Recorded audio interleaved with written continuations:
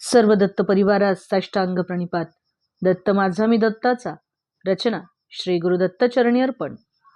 माऊलींनो, आपण मागच्या भागात पाहिले की त्या विचित्रपूर नगरीच्या राजाच्या सर्व प्रश्नांची उत्तरे शंकर भट्टांनी अगदी समर्पकपूर्व दिल्यामुळे त्या नगरीमधून शंकर भट्ट हे सुरक्षितरित्या बाहेर पडले.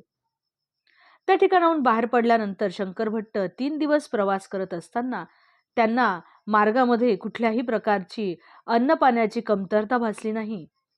ही केवळ श्रीपाद श्री वल्लभांचीच कृपा होती, नाही का?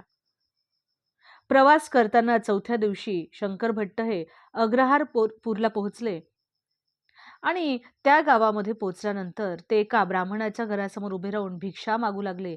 ओम भिक्षाम देही असे म्हटल्याबरोबर त्या घरामधून एक अतिशय राग आलेली, क्रोधायमान झालेली एक स्त्री त्यांच्या समोर आली आणि ती त्यांना अद्वा तद्वा बोलत भात नाही लात नाही असे म्हणू लागली. त्यानंतर थोड्याच वेळाने त्या घरातील गृहस्थ देखील बाहेर आले आणि ते शंकर भट्टांना सांगू लागले की आत्ताच त्यांच्या पत्नीने रागाने त्यांच्या डोक्यामध्ये मातीचे मडके फोडले आणि आता त्या मडक्याला ते मडके जेवढ्या किमतीचे होते तेवढे पैसे मला आणून द्या असे म्हणून तिने त्या घरातील गृहस्थाला देखील बाहेर हाकलून दिले होते. त्यामुळे ते गृहस्थ शंकर भट्टांना म्हणाले की आता आपण दोघेही मिळून भिक्षा मागूया.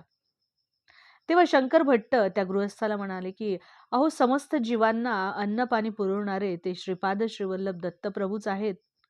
ते सर्वव्यापी आहेत. आपण असं करूयात, समोरच्या त्या पिंपळाच्या झाडाखाली बसून आपण त्यांचे चिंतन करूया.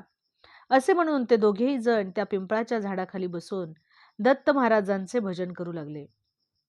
दोघांनाही अतिशय भूक लागली होती, त्यामुळे दोघांचाही आवाज अगदीच बारीक येत होता. एवढ्यात काय झाले की त्यांना शोधत शोधत ते विचित्रपूर या राजाचे जे दूत होते ते त्या ठिकाणी आले आणि ते शंकर भट्टांना म्हणू लागले की अहो महाराज, आमच्या युवराजांना बोलता येऊ लागले आहे.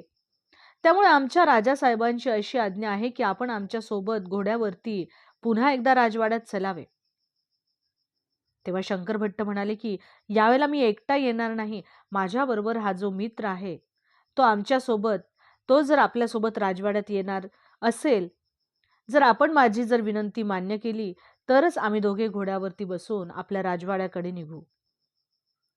त्यामुळे सैनिकांनी त्यांची विनंती मान्य केली आणि त्यानंतर दोघेही जण घोड्यावरती बसून त्या राजवाड्यामध्ये पोहोचले.